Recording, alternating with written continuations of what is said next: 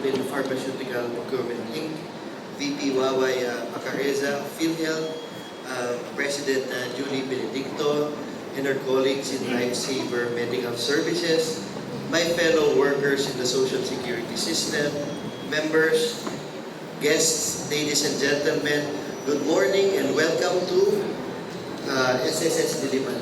Mahirap pala pag yung reading glasses ang gamit. Today's event is a crucial part of this agreement between PPPI and SSS on the establishment of the Botica and Bakuna para sa mamamayan or BBM outlet at the SSS Diliman branch.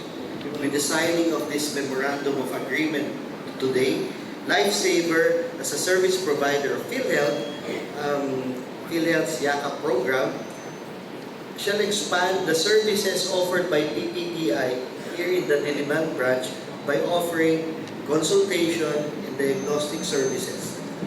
Moreover, they shall ensure accessibility, availability, and of course, affordability of quality medicines to be offered by PPPI. As for SSS, we have provided this premium space initially here in Diliman, but we're looking forward to opening a branch in Makati, Cebu, Cagayan de Oro, Davao, Pampanga, so in our large branch network. This is very significant because this is very close to our head office also. Tatawid lang kayo, nandiyan ang main office ng SSS. So, through this cooperative effort between our respective institution, we effectively and efficiently will meet our goal on seamless implementation of this project.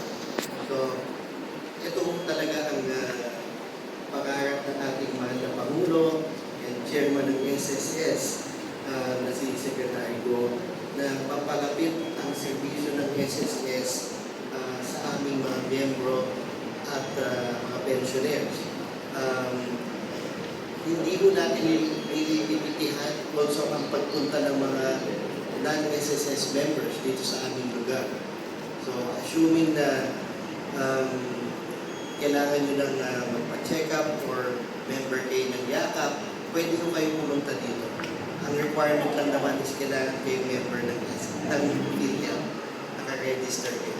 Pero assumption din naman doon, kung member kayo ng PhilHealth at hindi kayo active member ng SSS, please consider reactivating yung inyong dormant account sa SSS. So again, magandang umaga po sa inyong lahat. Welcome to SSS Diliman.